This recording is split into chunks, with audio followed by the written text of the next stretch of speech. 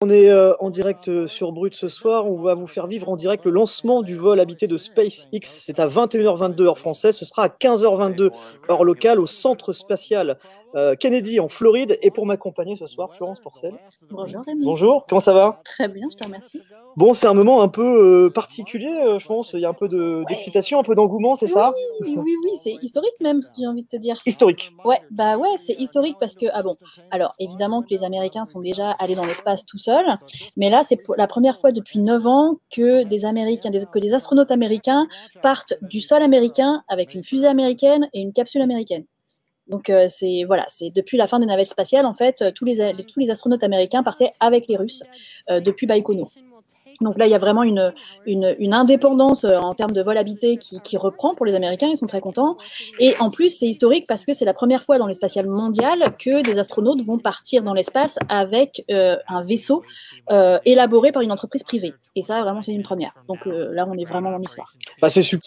La durée du vol jusque dans l'espace, en fait, qui part de Floride et qui va à peu près jusqu'au-dessus de l'Irlande. Parce que c'est dans cette partie, c'est dans cette portion du vol que les astronautes peuvent s'éjecter en cas de problème. Et donc, s'ils s'éjectent, ils retombent dans l'Atlantique. Et là, il faut que la météo soit bonne, que les vagues soient pas trop hautes, que les vents soient pas trop forts pour pouvoir être récupérés par hélicoptère si jamais ils ont eu besoin de s'éjecter. Donc, c'est pour ça qu'il faut que la météo soit bonne sur toute la trajectoire de vol. En tout cas, jusqu'à l'espace. Je parlais de SpaceX, justement, qui a été fondé au début des années 2000. Ça a été un peu des ascenseurs un peu émotionnels, c'est ça un peu? Ouais. Bah oui, parce qu'en fait, le spatial, c'est dur, selon l'expression consacrée. Et en fait, personne, SpaceX comme l'agence spatiale russe ou la NASA au tout début, personne ne fait une fusée du premier coup qui fonctionne. Ça n'existe pas. C'est tout le monde fait péter des trucs au début. Donc c'est tout à fait normal qu'au début, les premiers tests ont explosé. Ça fait partie du truc, quoi. Donc, effectivement, ça n'a pas été un long fleuve tranquille, mais franchement, ils ont fait en moins de 20 ans des choses complètement ahurissantes. Et des choses que personne n'avait jamais fait avant eux. C'est-à-dire que SpaceX sont les seuls au monde, publics et privés confondus, à avoir fait des lanceurs, donc des fusées, qui reviennent à la verticale au sol, ou sur une barge dans l'Atlantique, comme ça va être le cas ce soir. Avant, c'est juste la fusée partait, et ensuite, soit elle retombait dans l'océan, était perdue, soit restait avec des morceaux qui restaient en orbite. Donc là, ils récupèrent les parties principales de leur fusée pour les faire revoler ensuite. En gros, c'est comme si vous jetiez les avions à la poubelle à chaque fois que vous faites un vol. Personne n'aurait les moyens de se payer un vol, puisqu'il faut fabriquer un avion à chaque fois. Là, c'est pareil. Pour les fusées, ils veulent les réutiliser au lieu de faire une fusée une fois. Donc ça réduit les coûts. 35 secondes. Prêt à être lancé. T-minus 30 seconds. 30 secondes. Ah là là. On va peut-être y aller. Et donc 8 minutes après le lancement, on va voir la fusée revenir sur Terre. Sur la barge dans l'Atlantique, et rester debout si tout va bien. Stage 1 tanks pressing for flight. On espère que T-minus 15 seconds. Voilà, surtout. on va faire vivre les 10 secondes avec... 9, je crois qu'on va partir, très bien. 7, ça serait magnifique. Moi, mais... On va voyager avec eux et avec vous tous qui nous suivez sur le Et soleil. ça va être du grand spectacle parce que... 0. Ignition. Liftoff of the Falcon 9 and Crew Dragon. Go NASA. Go SpaceX. Godspeed. Spot and dive. Ils sont partis, mon Dieu. America has launched.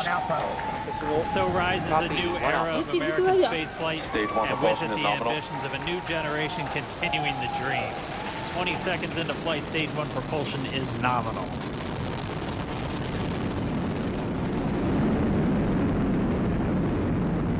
T plus 30 seconds into this historic mission. Flying crew on board Dragon and Falcon 9, and look at them go! And then ignition of the second stage engine to continue to carry astronauts into orbit. Est-ce qu'ils ressentent un peu la Oui, vitesse? cette accélération. Donc là, je pense qu'ils sont à 2-3 Coming up in about 20 seconds. Là, je pense qu'ils sont très lourds. M1D throttle down. C'est le maximum de l'accélération, donc ils sont vraiment collés à leur siège et ça doit vibrer fort. We heard we're Et là, on throttling down commence the à voir, Merlin tu vois, on engines voit la courbure de on la the Terre à first gauche. stage. Donc on voit la Terre. Et là, tu vois, c'est la caméra qui est à l'intérieur du lanceur. Donc on va voir le premier étage se détacher à gauche de l'écran. And we have Dans 20 Miko. secondes. Nico. Donc ça prend 3 minutes. On va le voir, se détacher. Voilà, il se détache et il redescend sur Terre. Et donc à droite, c'est la vue que eux font MVAC déjà. ignition. Ouais, exactement. Donc on voit déjà, ils sont déjà très très loin. Enfin, ils sont quitté à l'atmosphère. 80. Attends, et bah tu vois l'altitude, ça y est, ils sont à 100 km. Separation confirmed. The first stage beginning its flight back. The second stage being powered by that single Merlin 1D vacuum engine has ignited. À partir de 100 km d'altitude, c'est l'espace. Quand on est dans l'espace, on pourrait peut-être gariser un peu les choses. C'est-à-dire, 100 km, c'est la pesanteur, c'est ça la différence entre atmosphère et passer dans l'espace, c'est que ça n'a rien à voir la pesanteur et l'atmosphère, mais en gros, oui, à partir de ils sont en impesanteur. Là. Voilà, là à droite, on voit les images du premier étage qui redescend sur Terre. Ça, c'est les Et donc il y a un protocole de sécurité parce que j'imagine que ça ne doit pas tomber n'importe où. C'est-à-dire que non, aussi. C'est calculé. Il y a des petits propulseurs, des petits moteurs qui lancent des pchit de temps en temps pour se remettre droit, en fait. C'est ça, en fait, pour se remettre droit par rapport à là où il doit descendre. Et la barge est donc, la barge, elle s'appelle Of Course I Still Love You. C'est son nom. Elle se trouve dans l'Atlantique. Et ces dernières années, à chaque fois qu'il y a eu un retour de premier étage, donc sur la barge Of Course I Still Love You, ça s'est très bien passé. Et ça arrive vraiment pile au milieu de la croix sur la barge, quoi. C'est vraiment c'est impressionnant, c'est vraiment, on se demande mais comment c'est possible.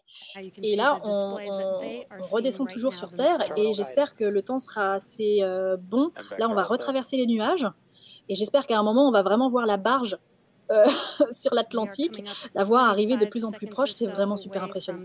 Alors je pense qu'ils sont en communication, ah mince, on a perdu la caméra sur le premier étage, on espère qu'elle va revenir. Eux dans la capsule, ils sont je pense toujours en lien avec le sol, mais je pense que le vol est automatique et que pour l'instant ils n'ont rien à toucher, puisque tout va bien, a priori c'est automatique. Donc là ils vont rejoindre, donc on disait aux alentours de 19h, c'est ça, la station spatiale internationale, dans 19h, donc demain. Ils vont faire quoi à l'intérieur? C'est quoi la suite du programme? Alors en fait, pendant 5h30, ils vont faire des vérifications. Regardez la barge. Là, la barge, on va sûrement voir arriver le premier étage qui va arriver normalement. Il va arriver juste là, pile à ce moment-là. Il va arriver. Alors normalement, si tout se passe bien, hein, parce que des fois, ils tombent à côté. Mais c'est jusqu'ici. Donc normalement, on devrait le voir arriver. Et en parallèle, on a la vitesse de la fusée qui est en train de se stabiliser aux alentours de 27 000 km/h. Ah, on a perdu le signal sur la barge Of Course I Still Love You. On espère avoir l'image du lanceur, enfin du premier étage debout sur la barge. On verra bien. Oui, ça y est, bravo. Oh mon Dieu, mais c'est fou. Mais ça se revient de l'espace, Rémi. Je sais pas ce et ça tombe pile à un endroit, il y a un cercle, c'est dingue. Le X de SpaceX. Et il y avait des gens dedans. Donc c'est la première fois qu'ils ont récupéré un premier étage de lanceur dans un lancement avec des gens dedans. C'est une grande première. Là, c'est-à-dire que là c'est... Ah mais c'est fou. Bah, là, c'est une première, oui, parce que non, ils les récupèrent, si tu veux. Mais avant, il n'y avait pas de gens dans la fusée. Là, ah là là, c'est fou. Pardon, je crie beaucoup, mais l'émotion est belle et je pense qu'il y en a beaucoup qui la partagent en ce moment dans les commentaires. Capitaine Flamme, tu n'es pas de notre galaxie, mais du fond de la nuit, Capitaine Flamme. Nous allons assister ici à son retour sur Terre.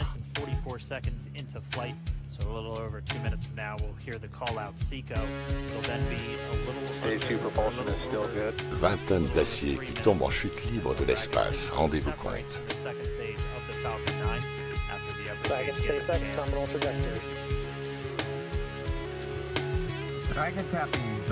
Les ailerons que vous apercevez dirigent le lanceur vers une barge flottante sur l'océan.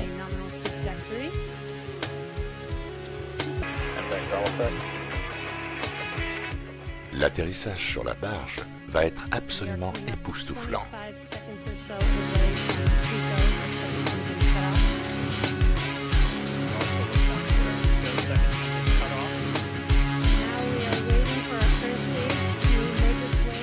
Attention, on y est presque.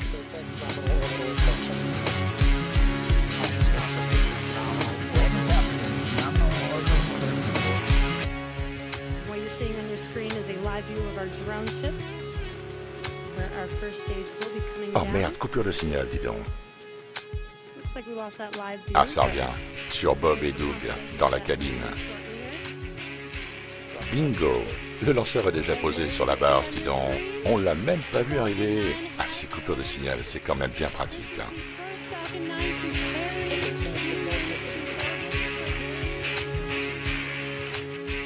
à encore plus du même non-sens.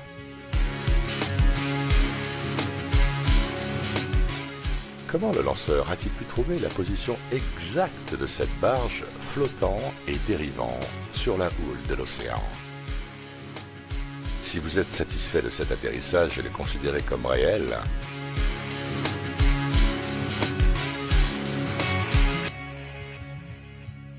alors honte à vous.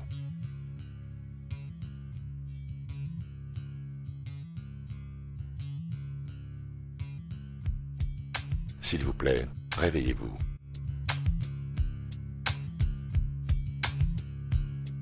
Ah voilà, le deuxième étage de la fusée se détache de la capsule. Donc là, c'est ce qu'on voit là en ce moment. Et donc normalement, là, la capsule est toute seule. Donc là, c'était le deuxième moteur. En fait. Et ça va où ça retombe. Ça va retomber? Ça va retomber, ouais. Et aussi, pareillement, de façon millimétrée? Non, là, ça va. Soit ça brûle dans l'atmosphère, soit s'il en reste des morceaux, ça retombe dans l'océan. Il n'y a aucun risque que ça tombe sur des habitations ou autre? Il y a toujours un risque, mais jusqu'ici, c'est jamais arrivé. C'est jamais arrivé? Sauf les Chinois qui font un peu n'importe quoi. C'est une autre affaire, mais en gros, voilà. Donc, il y a déjà eu, par exemple, en Chine, par exemple, des accidents de ce type? Oui. Ou par exemple, cette seconde capsule. Des morceaux de fusée dans leur jardin ou sur le toit de leur maison. Oui. Voire ailleurs en Afrique. Ils sont très contents. Jusqu'ici, tout se passe bien. Le premier étage a été récupéré. Donc, c'est cool parce qu'il va pouvoir être réutilisé pour un autre vol. Les astronautes sont sains et saufs. Ils ont l'air d'être sur la bonne trajectoire. Donc, jusqu'ici, c'était un sans faute. En tout cas, d'après les sourires que je vois, tout se passe bien. Alors, quel est le but de ce beau spectacle, s'il vous plaît, nous dit l'Aurore? C'est ce qu'on disait au début, c'est-à-dire que là, l'objectif, c'était que les Américains reprennent une indépendance par rapport aux Russes sur la possibilité et la faisabilité d'envoyer des astronautes dans l'espace. Donc désormais, ils ont à la fois une fusée qui fonctionne, une capsule qui a l'air de très bien fonctionner, et voilà. Et donc, ils peuvent à nouveau renvoyer des astronautes, les leurs, mais aussi des astronautes d'autres nationalités à l'avenir, comme Thomas Pesquet, depuis le sol américain. Donc, ils ne sont plus dépendants des Russes pour envoyer leurs propres Américains dans l'espace. Et en même temps, effectivement, ils sous-traitent, en gros, l'envoi d'Américains dans l'espace, puisque c'est pas la NASA qui a développé cette fusée et ce vaisseau, c'est une entreprise privée qui a répondu à un appel d'offres et qui a respecté le cahier des charges très très strict de la NASA. Et d'ailleurs, c'est pas la seule entreprise, puisque Boeing aussi développe quelque chose. Question de Ayla dans les commentaires. J'avoue, le coût de la mission, alors est-ce qu'on a un chiffre à peu près approximatif? Est-ce qu'il est communiqué officiellement? Non, il n'est pas communiqué officiellement. Ça tourne. Alors, en fait, c'est pas tant le coût de la mission que là, on va parler du coût du vol, donc du lancement. C'est autour de 50-60 millions de dollars. Sachant que la NASA, jusqu'ici, ces 9 dernières années, achetait à l'agence spatiale russe le prix d'un siège dans la fusée Soyouz, dans un vaisseau Soyouz. Les derniers prix, c'était 86 millions de dollars. Donc, ils font un petit peu des économies quand même aussi. C'est le but aussi, donc ça coûte moins cher. Alors, c'est peut-être intéressant de parler de Elon Musk. Oui. Voilà, parce que c'est l'homme qui est un peu derrière tout ça. Complètement. Même. Qui est-il? Quel est son intérêt aussi derrière tout ça? Parce que c'est vrai que certaines personnes sont là dans les commentaires à se dire mais pourquoi dépenser autant d'argent? Est-ce qu'il y a un intérêt derrière, commercial, personnel? Voilà. Alors en fait, Elon Musk, donc il est né en... Je vais faire la page Wikipédia. On est en direct et on l'a fait ici. Il est né en Afrique du Sud en 1960, je ne sais plus combien. Mais oui, il est sud-africain d'origine. Bon, maintenant, il a la nationalité américaine, mais c'est un entrepreneur, en fait. Alors, je le fais très rapidement, mais en gros, c'est lui qui a fondé PayPal. Ah oui, ouais. C'est pas mal. Donc, on connaît tous. Il l'a revendu. Il n'a pas commencé par PayPal, mais vraiment, je la fais très, très courte. Il est devenu milliardaire. Enfin, il a gagné beaucoup de sous. Et en fait, lui, son rêve depuis tout petit, c'est l'espace, quoi. Mais comme Jeff Bezos d'Amazon, c'est pour ça que tous ces géants du web, ils injectent leur argent dans le spatial, c'est parce que c'est leur rêve de gosse. Et donc, Elon Musk a fondé SpaceX, et il est arrivé un jour parmi les grands pontes du spatial. Il avait encore fait décoller aucune fusée. SpaceX avait seulement quelques années, il avait fait péter tous ces trucs. Mais il est arrivé et il a dit à tous les pontes du spatial, genre Ariane Espace, les Américains, tout ça, je m'appelle Elon Musk et dans 5 ans, vous êtes tous morts. Et évidemment, ça a fait ricaner tout le monde. Sauf qu'aujourd'hui, ça ne fait plus rire personne Et lui parce veut. qu'ils sont pas tous morts autour, mais bon, il a avancé très très vite. Donc lui, il a développé des lanceurs, donc des fusées, donc ça s'appelle les Falcon, qui fonctionnent très très bien. Et donc c'est le premier à avoir fabriqué une fusée qui revient sur Terre et qui est réutilisée. Donc il a complètement bouleversé l'industrie du spatial. Personne ne fait ça au monde à part lui. Donc il a bouleversé le spatial, mais il a pu le faire grâce à l'argent de la NASA, qui vient donc de cet appel d'offres, qui se compte en milliards, je crois que c'est 4 milliards. Je crois que c'est le contrat à 4 milliards, à vérifier le chiffre, mais c'est à peu près ça, pour développer justement donc une capsule habitée, pour envoyer les astronautes et le lanceur qui va avec. Donc évidemment que sans l'argent de la NASA pour développer tout ça, il n'aurait pas pu faire ce qu'il a fait jusqu'à présent. Donc c'est une entreprise privée, oui, mais il y a eu quand même beaucoup d'argent public. Ouais. Ou alors on nous met, je sais pas, hein. On n'a plus rien, même, on peut pas même avoir le redécollage ou un truc, non, c'est compliqué. Je sais pas si on va peut-être essayer de vous retrouver une image, parce qu'en fait, on n'a plus de retour de ce qui se passe là-bas. On va justement sur Elon Musk. Lui, son rêve, quoi, c'est d'y aller lui-même, de mettre en place des. Alors, lui, son rêve, c'est Mars. C'est lui, alors il fait toujours des annonces assez grandiloquentes. On peut lui faire confiance sur le fait qu'il va faire ce qu'il dit qu'il va faire, parce que jusqu'ici, il l'a fait. Il faut juste pas lui faire confiance sur le planning. Son projet, le Graal, c'est quoi lui pour lui? C'est de coloniser Mars. En gros. C'est de fonder une ville sur Mars. À quel horizon? Bon, lui, il dit, je ne sais plus quel c'était, mais c'est complètement farfelu, hein, c'est 2030 ou 2040, enfin, ça n'a aucun sens. 2030, ça, on est non, d'accord. Non, mais ça n'a aucun sens. Ça n'a aucun sens.